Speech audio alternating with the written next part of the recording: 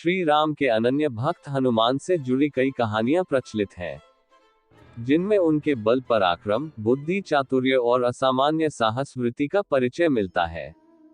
भगवान शिव के अंश हनुमान अमर अजर बताए गए हैं। कलियुग में इनकी पूजा अर्चना त्वरित फलदायक बताई गई है। वायुदेव पवन पुत्र और मां अंजनी के पुत्र हनुमान बाल्यकाल में अत्यंत शरारती थे। कहा जाता है कि अंजना एक अप्सरा थी और किसी अपराध वश उन्हें ऋषि दुर्वासा से शाप मिला। इसी के फल स्वरूप उनका जन्म वानर कुल में हुआ। वे गिरिज की पुत्री बनी और उनका विवाह केसरी से हुआ। इसीलिए बजरंगबली केसरी नंदन कहे जाते हैं। राम भक्त हनुमान ब्रह्मचारी हैं, अमर है और इनके भक्तों को भय, निराशा, ग्रह पीड़ा, दारिद्र और संकट से मुक्ति मिलती है। हनुमान जयंती के पावन अवसर पर इनसे जुड़ी अद्भुत कहानियां प्रस्तुत है। अंजना मां को पुत्र प्राप्ति की इच्छा थी। उसी काल में अयोध्या के राजा दशरथ भी पुत्रों की प्राप्ति के लिए यज्ञ करवा रहे थे, जिनमें से उत्पन्न हुए फल को 3 रानियों ने खाया, लेकिन यज्ञोत्पत्ति से निकला एक फल पक्षी ले उड़ा। उसने वह फल एक पर्वत पर गिरा दिया, जहां अंजना मां भ्रमण कर रही थी। महादेव की प्रेरणा से उन्होंने उस फल को खाया, जिससे हनुमान जी का जन्म हुआ। इसी कारण बजरंगबली भरत सम भाई कहे जाते हैं। भूख लगने पर एक बाल हनुमान सूर्य को फल समझ बैठे और उसे निगलने उड़ चले। तब राहु ने इंद्र से सहायता मांगी। देवेंद्र ने बाल हनुमान के विराट स्वरूप पर प्रहार किया और वह मूर्छित होकर धरा पर आ गिरे। इस बात का पता जब पवन देव को चला तो वह बहुत क्रोधित हुए। उन्होंने पूरी सृष्टि का वायुचक्र बाधित कर दिया। इस कारण सभी जीवों का दम घुटने लगा, जिसके बाद उन्हें समझा बुझाकर मनाया गया और समस्त जीवों ने राहत की सांस ली। बालक हनुमान अत्यंत शरारती थे।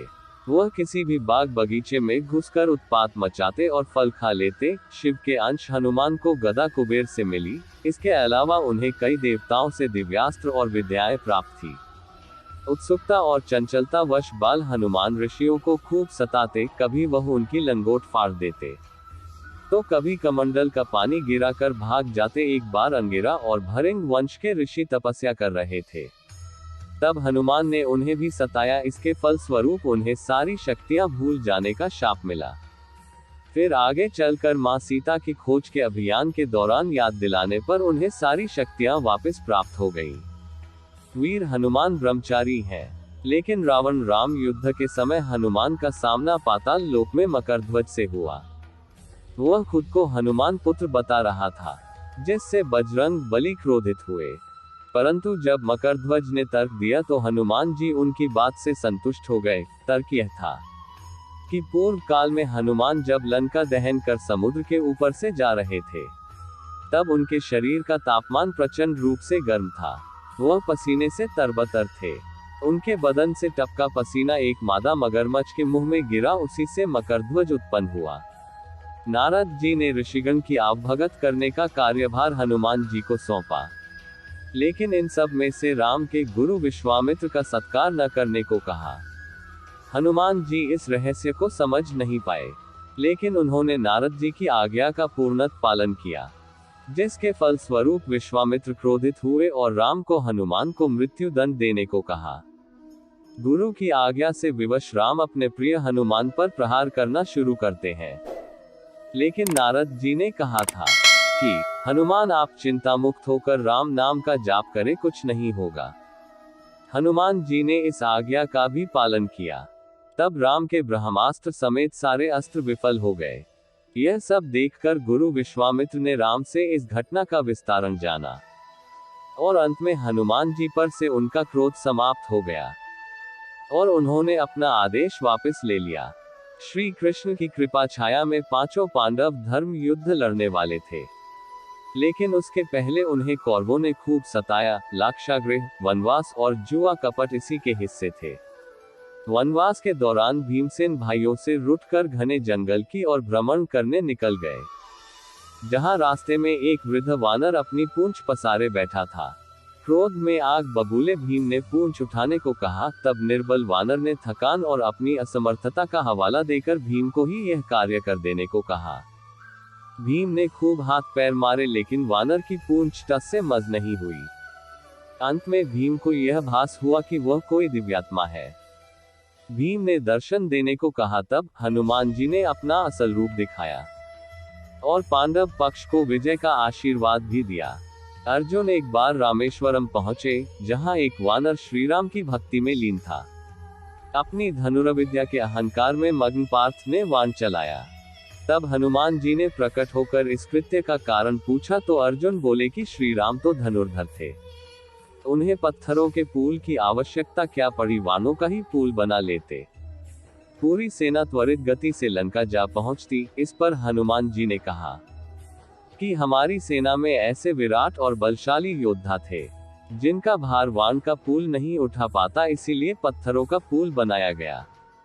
इस बात पर अर्जुन ने दिव्य वाण चलाकर विशाल पुल का निर्माण कर दिया और वानर रूप में छिपे हनुमान जी को चुनौती दे दी।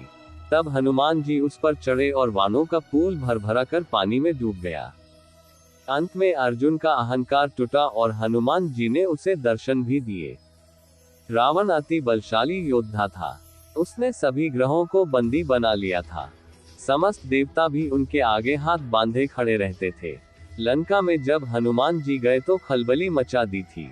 वही उन्हें रावण के कारागार में शनिदेव बंदी अवस्था में मिले, तब बजरंगबली ने अपने पराक्रम से उन्हें मुक्त करा लिया। इसी के फलस्वरूप उन्होंने हनुमान जी को आशीर्वाद दिया कि जो भी व्यक्ति सच्चे भाव से बजरंगबली की भक्ति करता है, वह शनिदेव उस पर प्रकोप नहीं लाएंगे, उसका अनिष्ट भी नहीं करेंगे। हनुमान जी अमर हैं, लेकिन उनकी भी मृत्यु हुई थी।